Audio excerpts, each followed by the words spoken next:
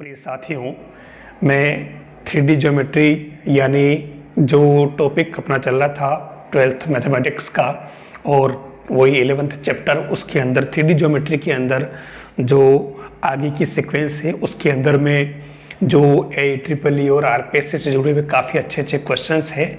मैं उन्हीं क्वेश्चंस को प्रैक्टिस के लिए आज ले रहा हूं इस लेक्चर के अंदर। तो इसके अंदर सबसे पहले जो आपके पास में क्वेश्चन है, बिंदु 3-1 11 से रेखा x/2 y-2/3 = z-3/4 पर लंब की लंबाई पूछी है। मतलब क्या हुआ कि जो आपके लाइन दे रखी है, ये लाइन है और इस लाइन को आप कुछ भी L नाम दे दें और इस लाइन पर कोई पॉइंट ले लिया जाए P। ये आपका पॉइंट P है जिसके कोऑर्डिनेट 3, -1 और 11 है। ये कह रहा है कि आपको इसको अगर अपन Q ले लें तो आपको PQ की लेंथ इसने पूछी है। यहाँ पर PQ आपको फाइंड करना है। अब यहाँ पर ऐसे क्वेश्चन में ध्यान क्या रखना पड़ता है, देखिए डायरेक्ट अपन लेंथ इसमें निकाल सकते नहीं, तो इसके लिए आपको क्या करना पड़ेगा, क्योंकि इस लाइन के आपके पास में डायरेक्शन कोसाइंस जो है वो गिवन है ABC, ठीक है। वो क्या है 2, 3, 4, तो ये मैंने लिख दिए 2, 3 और 4। अब मैं क्या करता हूँ, इसको मैं आगे ले लेता हूँ इस पूरी के इक्वल x/2 y-2/3 z-3/4, इसको मैं r ले लूँ तो इससे हमारे पास में q के जो कोऑर्डिनेट आएंगे वो आ जाएंगे क्या 2r, फिर 3r + 2 और 4r + 3, ये अपने q के कोऑर्डिनेट आ जाएंगे इस लाइन पर कोई भी कोऑर्डिनेट। अब आपके पास में जो PQ के जो LM मतलब ABC है डायरेक्शन रेशो, वो हम निकाल लेते हैं। वो कैसे, x2 - x1 यानी कि 2r - 3 क्या हो जाएगा 2r - 3, फिर ये अगला वाला 3r + 2 माइनस यानी कि 3r प्लस और 2 और -1 यानी कि 3, और फिर अगला हो जाएगा 4r + 3 -11 यानी कि ये हो जाएगा -8। ये आपके एक तरह से आ गए ABC, और इस लाइन के ABC आपके पास ऑलरेडी है। अब क्योंकि हमें ये जो निकालना है, ये जो PQ लाइन है वो आपके इसके ऊपर परपेंडिकुलर है, तो परपेंडिकुलर के लिए आपको पता होगा A1 A2 + B1 B2 + C1 C2 = 0। ये आपके परपेंडिकुलर या लंबवत की कंडीशन है।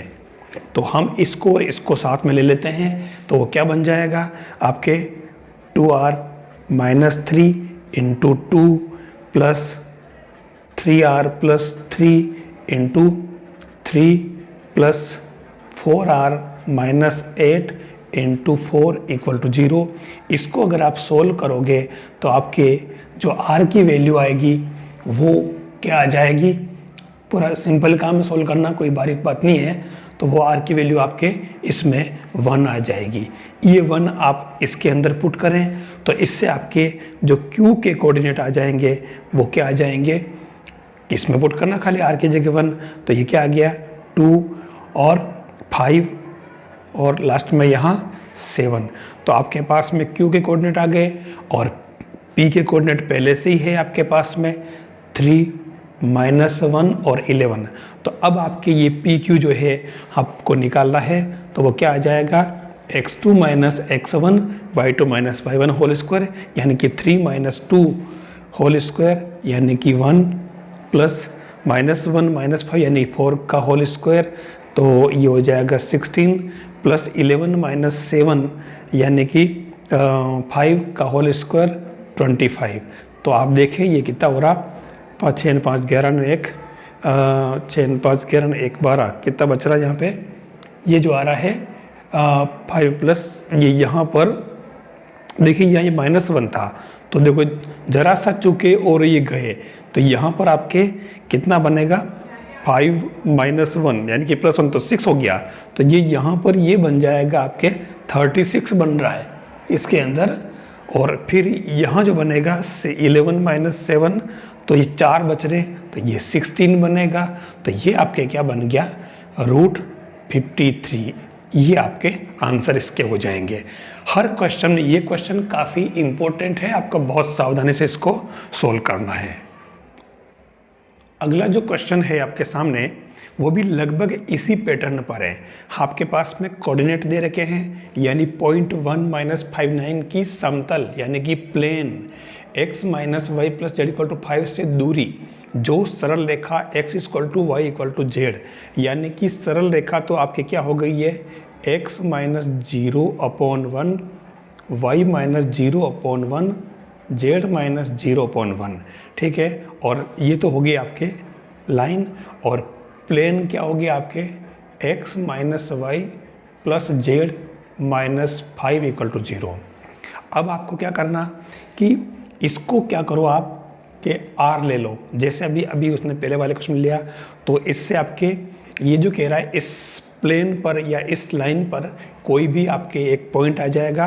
सपोज वो पॉइंट अपन Q ले लें, तो वो क्या बनेगा, ये R ले लिया अपन ने, तो ये क्या आ जाएगा, R और R, ये आपके पास आ जाएगा। और अब ये जो पॉइंट है, ये पॉइंट आपके किस पर हैं, ये पॉइंट आपके इस पे हो जाएगा। तो ये जो बन रहा है आपके, वो ये इस प्लेन पर हो जाएगा। ये जो प्लेन दे रखा आपके पास में, ये इस प्लेन पर रखो आप, ठीक है। तो इससे आपके R की वैल्यू आ जाएगी। वो देखिए यहाँ पर, देखिए यहाँ हम पहले इस प्लेन को अगर अपन सेट करें, तो प्लेन हमारा हो रहा है, सपोज ये इस तरीके से आप मान लें, ये प्लेन आपके x - y + z -5 = 0। अब इसके अंदर क्या है, हमें ध्यान क्या रखना है, प्लेन की जो डायरेक्शन है, ये सबसे खास बात आपको ये पता हो कि इस प्लेन पर कोई पॉइंट, जैसे मान लो इसने P जो दिया है वो 1 - 5 9 बन जाएगा। और अब इस प्लेन, ये जो कह रहा है कि ये जो लाइन है वो इस लाइन की इस प्लेन से डिस्टेंस, तो प्लेन से डिस्टेंस जो होगी, ध्यान रखना ये लाइन है L और ये डिस्टेंस इसकी बात कर रहा है, क्योंकि प्लेन की डायरेक्शन हमेशा अपन परपेंडिकुलर लेते हैं। तो मैं यहाँ पर थोड़ा चेंज करना चाहूँगा, ये इस प्लेन से हैं, इस तरीके से बन रहा है, लेकिन अब जो लाइन हम लेंगे, ये एक लाइन दे रखी है और हमें उस लाइन की बात करनी है जो इस पॉइंट से पास हो, है ना। यानी एक तरह से हम इसको मान लो ये कोई पॉइंट Q है और Q के कोऑर्डिनेट आपके पास में, जैसे ये 1 1 1 हो गए सपोज, तो 1 1 1 1 1 क्या है, ये 0 0 0 0। तो अब PQ का जो इक्वेशन बनेगा वो क्या बनेगा, वो बनेगा x - x1 A यानी कि 1, y - y1 1 और z - z1 1। इसको आप R ले लें, ठीक है, या नया नाम दे दें। ये पॉइंट भी इसी पे था, ये राइट था हमारा। हम अगर मान लो इसको इसके अंदर अभी इंक्लूड नहीं करें तो इसको आप छोड़ दें, क्योंकि ये इसके लिए था, ये राइट था बिल्कुल, लेकिन हमारे को PQ का निकालना, तो मैं इसको R ले लूँ। तो अब जो हमारे कोऑर्डिनेट आएंगे Q के, वो क्या आ जाएंगे, R + 1 R - 5 और R + 9 बन जाएगा। और अब क्योंकि ये Q जो है ये आपके इस प्लेन पर है, तो कुछ नहीं करना, आप इस प्लेन में पुट कर दें आप ये सारे वैल्यूज़। तो इस x की जगह R + 1 -R + 5 और z + R + 9 = 5। तो इसको अगर आप सोल्व करते हो तो R की वैल्यू आपकी आ गई क्या, -10। ये आर की वैल्यू आप फिर से यहाँ पुट करें तो आपके क्यू के कोऑर्डिनेट क्या आ गए, आर की वैल्यू -10 रखी तो ये आ जाएगा -9, -15 और माइनस का इसमें पुट कर दें तो ये क्या बन जाएगा -1।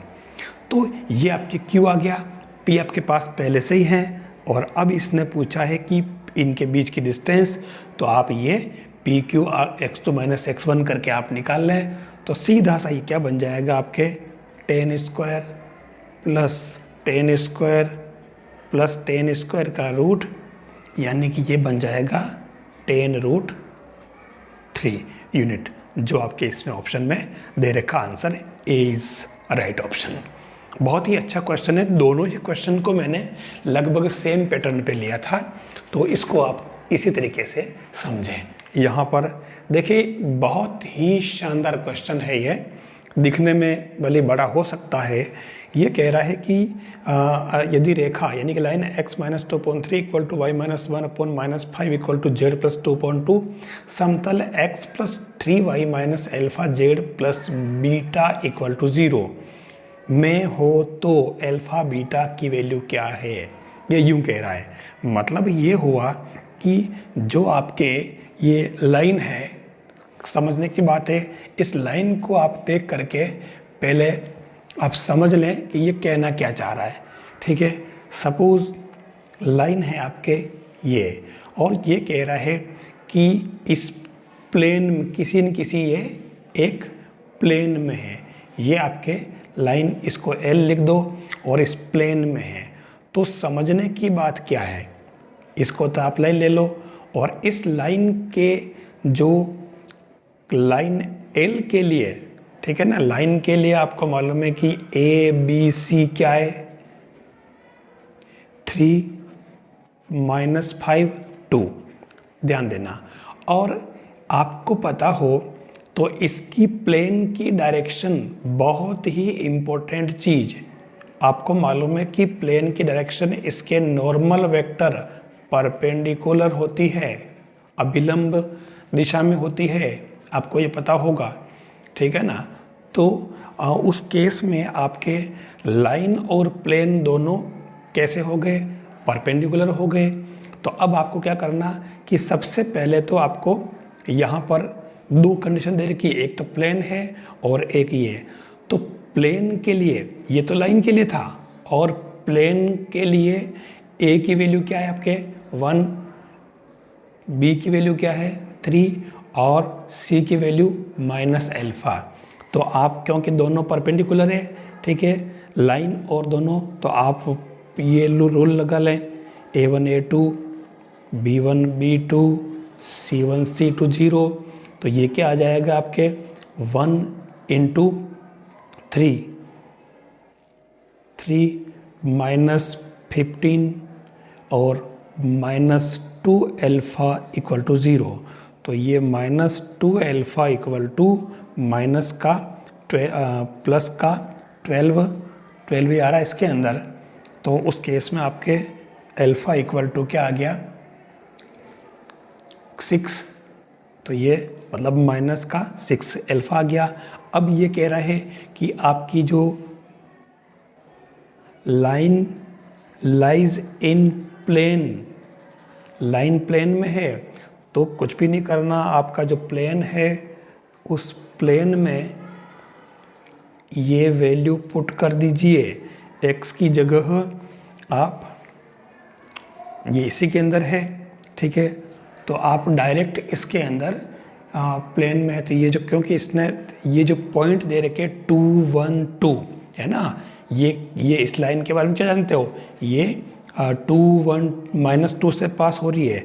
तो आप यहाँ से 2 पुट करें, ये 2, और यहाँ पर y की जगह 1 पुट करें तो ये 3, और -अल्फा, और z की जगह आप -2 करेंगे तो -2 अल्फा, और अल्फा आपके पास में पहले से ही 6 हैं, प्लस बीटा इक्वल टू 0। तो आपके ये बीटा क्या आ गया इसके अंदर 7। तो अल्फा और बीटा दोनों आ गए। तो आपके पास में जो रिक्वायर्ड रिजल्ट जो है वो अल्फ़ा बीटा पूछा, तो ये पे क्या आ गया, अल्फ़ा यानी कि -6, बीटा यानी कि 7। तो ये -6 और 7 आपके इसके अंदर आंसर आ रहे हैं।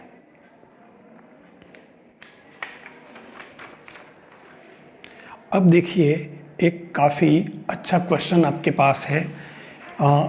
ये एजर्शन वाला क्वेश्चन ले लिया है। ये कह रहा है एजर्शन फर्स्ट कह रहा है point A107 is mirror image of B, यानी इसका ये एक प्रतिबिंब है, दर्पण प्रतिबिंब है। कहाँ? इन लाइन L1, ये जो लाइन दे रखी इस लाइन में इसका दर्पण प्रतिबिंब है।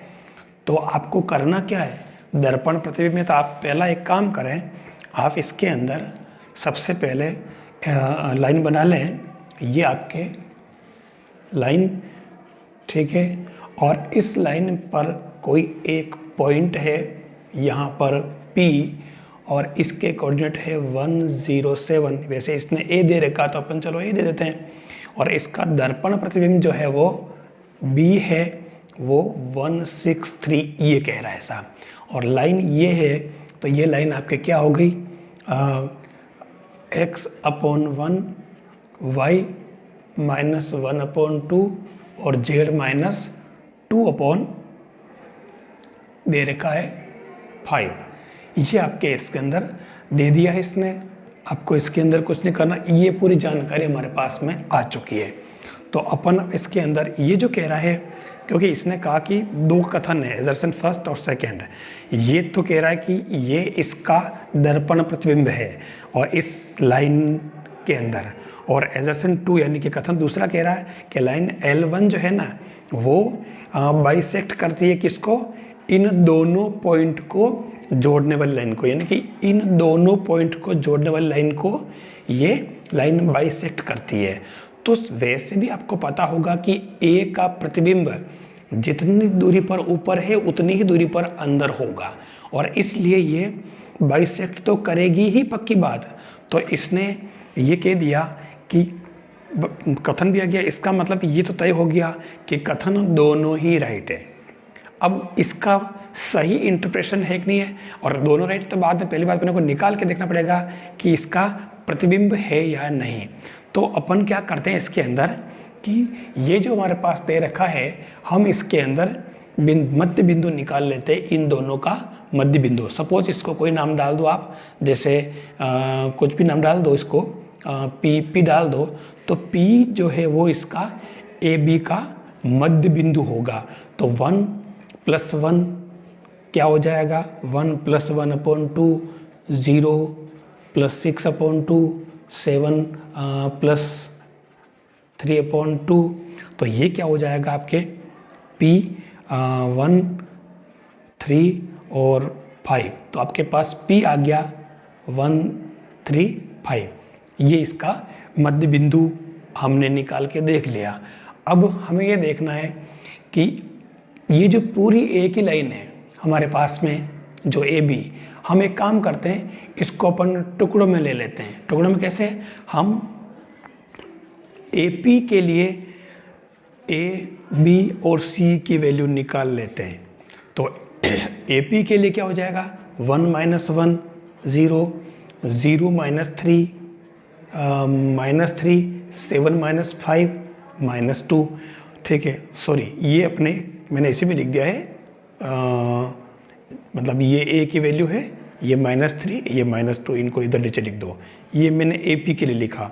अब सेम ऐसे ही मैं इसको PB के लिए भी निकाल लूँ, तो ये PB क्या आ जाएगा, 1 - 1 0, ठीक है ना, ये आपके किसकी A की वैल्यू हो गई। फिर ऐसे B की वैल्यू 3 - 6, तो ये -3, और C की वैल्यू 5 - 3, तो ये 2 आ रहा है इसका अंदर। ये यहाँ पे इसका क्या आ रहा था, देख लो 7 - 5, तो ये प्लस में आएगा।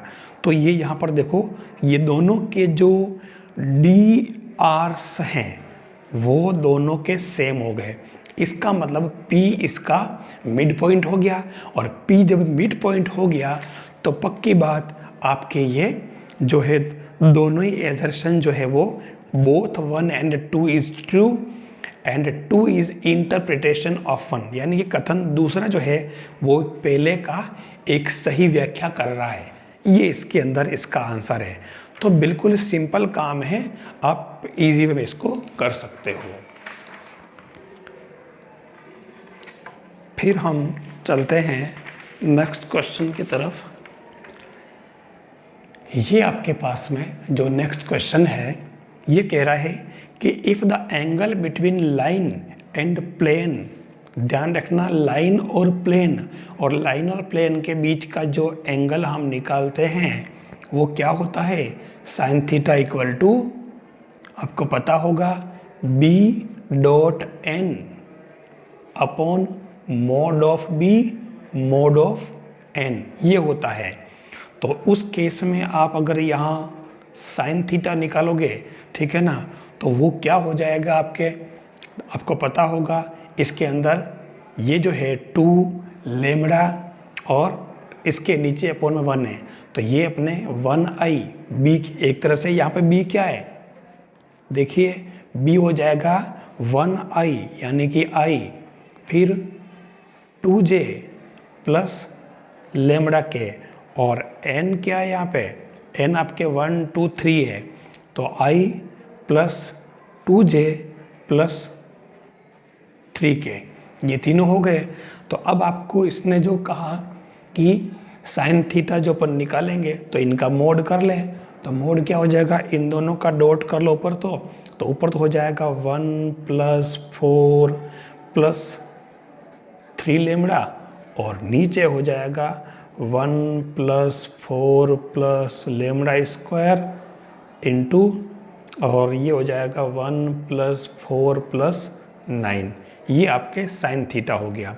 अब आप क्या करेंगे, इसके अंदर कुछ नहीं है, सिंपल सा काम है।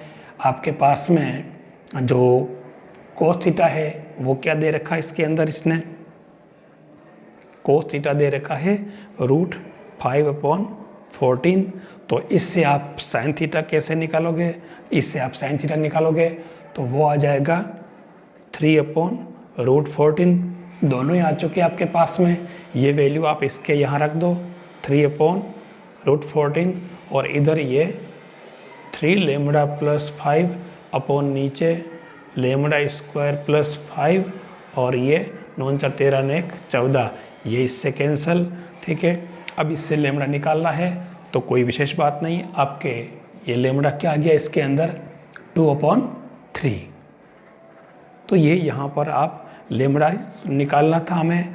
तो ये आपके सिस्टम अगर पता है तो कैलकुलेशन करने में कोई ज़्यादा देर नहीं लगती, तो आप इसमें कर सकते हैं।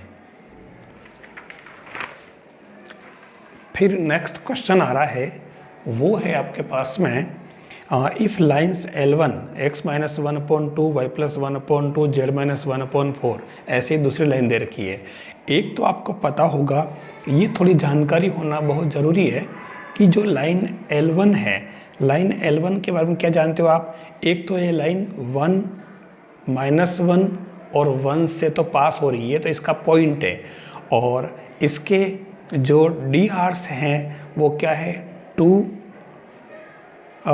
2 4, ये ऐसे ही इसके 1 2 1 और ये 3 के 0 से पास हो रही है। अब ये कह रहा है कि ये दोनों ही लाइंस अगर एक दूसरे को इंटरसेक्ट करती है, प्रतिच्छेद करती है, साफ साफ लिखा है, तो जब प्रतिच्छेद करती है तो आप एक काम करें कि इसके इक्वल लाइन L1, इसके इक्वल आप कुछ मान लें, suppose x minus 1/2 y plus 1/2 z minus 1/4 equal to lambda 1, ठीक है। तो इससे पॉइंट क्या आ जाएगा आपके पास में, ये बनेगा 2 लेमड़ा 1 प्लस 1, 2 लेमड़ा 1 प्लस नहीं, ये प्लस 1 है तो -1, और 4 लेमड़ा 1 प्लस 1, एक पॉइंट तो इस लाइन पर ये आ गया। एंड दूसरी जो लाइन है, अगर इसके इक्वल आप लेमड़ा 2 ले लें तो वो पॉइंट क्या आ जाएगा, इस लाइन पर पॉइंट क्या आ जाएगा आपके, वो आ जाएगा लेमड़ा 2 प्लस 3, ये 3 उधर चला जाएगा, फिर 2 लेमड़ा 2 प्लस के और लेमड़ा 2 प्लस 0, ये दूसरा आपके पॉइंट आ गया। अब क्योंकि ये दोनों रेखाएं एक दूसरे को इंटरसेक्ट करती है, ठीक है ना, तो उस केस में इनके जो कोऑर्डिनेट हैं वो एक दूसरे के इक्वल हो जाएंगे। मतलब क्या हुआ कि 2 lambda 1 plus 1 equal 2 lambda 2 plus 3, एक तो ये बनेगा।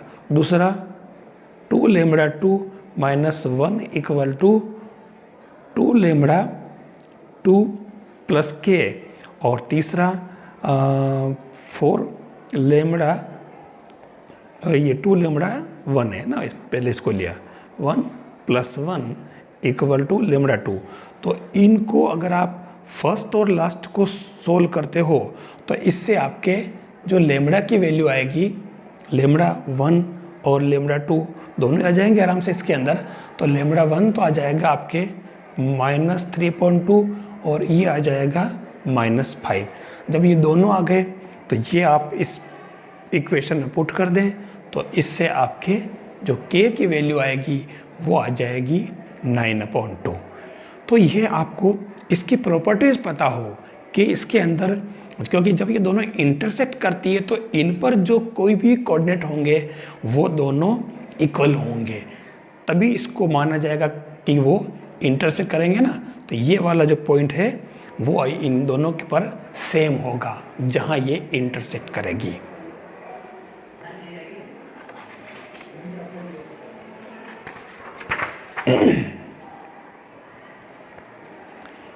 एक क्वेश्चन जो लिया है, देखिए काफ़ी अच्छा क्वेश्चन है ये भी।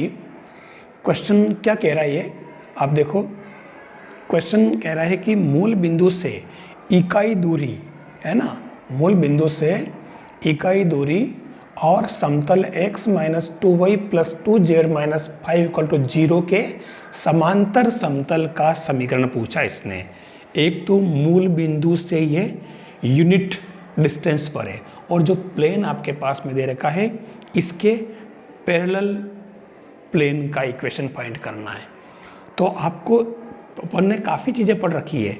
इस प्लेन के पैरेलल प्लेन जो होगा, सपोज पैरेलल प्लेन आपके ये है x minus 2y plus 2z minus 5, तो अगला जो प्लेन होगा P2 जो इसके पैरेलल होगा, P1 पैरेलल टू P2, तो उसको हम लिखेंगे x minus 2y plus 2z plus lambda equal to 0। केवल कांस्टेंट का ही तो डिफरेंस होता है। अब ये कह रहा है कि इस प्लेन पर मूल बिंदु से जो लंब दूरी है वो क्या है, इकाई। तो इस पर आप मूल बिंदु से लंब दूरी डाल दें, तो x की जगह मूल बिंदु यानी कि 0 minus 0 plus 0 plus lambda upon x का गुणांक का स्क्वायर 1 प्लस 4 प्लस 4, ये आपके इसके अंदर आ जाएगा। और ये जो है आपके वो किसके इक्वल है, इकाई दूरी के बराबर। बस ये इतना सा काम करना। तो आप इसको सोल्व कर लें, लेमड़ा अपॉन 4 ने 4 8 ने 9 यानी कि 3 और इधर 1, तो आपके लेमड़ा क्या आ गया 3। तो जो आपके इक्वेशन है प्लेन का, ठीक है, रिक्वायर्ड, वो आप इसमें लेमड़ा की जगह वैल्यू पुट कर दें, x minus 2y plus 2z और यहाँ लेमड़ा की जगह प्लस 3 हो जाएगा। ठीक है, अब यहाँ एक चक्कर है, क्योंकि आपको ये इसमें मोड करना था, तो मोड करोगे तो यहाँ ये प्लस माइनस दोनों आएंगे, तो ये प्लस माइनस दोनों ही हो जाएंगे, तो ये प्लस माइनस 3 इक्वल टू 0 हो जाएगा। अब इसके अंदर आप देख लो कि इनमें से कौन सा है, ये दे रखा -3 वाला, तो सीधा सा ऑप्शन आपके ये ए हो जाएगा।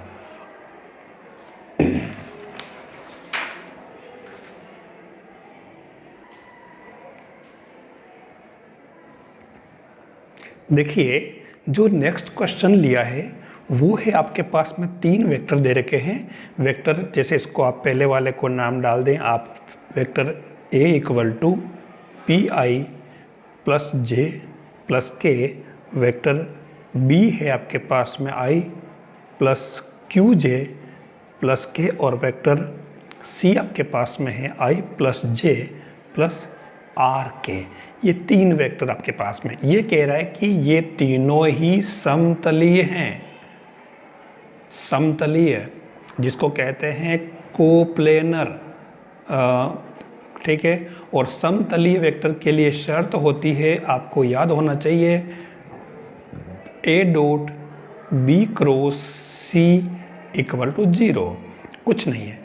अब इसने पूछा है कि अगर ये कोप्लेनर है तो p q r minus p plus q plus r की वैल्यू क्या होगी। तो आप इसमें कोप्लेनर की शर्त लगाते हैं, करना क्या है, कुछ भी नहीं करना। तो आप इसके अंदर सबसे पहले निकाल लें बी क्रॉस सी, बी क्रॉस सी निकालोगे तो वो आपके क्या आएगा, आप इसके अंदर आई जे और के कर दें, और यहाँ बी क्रॉस सी है तो यहाँ पे क्या 1 क्यू 1 1 1 और आर, इसको अगर आप निकालोगे तो सीधा सा काम आपको पता है, ये तरीका आपको आता है, आई और ये हो जाएगा क्यू आर माइनस 1 माइनस जे, और ये आर माइनस 1 और प्लस के, और ये हो जाएगा 1 माइनस क्यू इक्वल टू 0। ये आपके पास आ चुका। और अब आपको निकालना है ए डॉट बी क्रॉस सी, जो आगे क्या आना चाहिए 0। तो आप इसमें क्या करेंगे, आप इसके साथ में इसका डॉट प्रोडक्ट निकाल लें, बस बी क्रॉस सी आप पहले ही निकाल चुके हो। तो आई डॉट आई 1, तो ये बाहर बैठेगा P और ये क्यू आर माइनस 1, फिर जे डॉट जे 1 तो माइनस 1 और ये आर माइनस 1, फिर के डॉट के 1 तो ये प्लस और 1 माइनस क्यू इक्वल टू 0। बस आप इसको अगर सोल्व करो तो ये क्या आ रहा है, p q r minus p plus q plus r plus 2 equal to 0। तो इससे आपके ये p q r minus p plus q plus r equal to क्या आ गया -2। ये इसका सिंपल सा काम है। क्वेश्चन दिखने में काफ़ी भारी भरकम लगता है, लेकिन एक मतलब 20 सेकंड 30 सेकंड अपन इसको, क्योंकि अपन को पता है कि प्रोसेस क्या है, तो अपन आराम से कर सकते हैं। ये तो मैंने सब लिखा इसलिए इसमें इतनी देर लगी, बाकी धनाधन क्वेश्चन आराम से सॉल्व हो रहा था।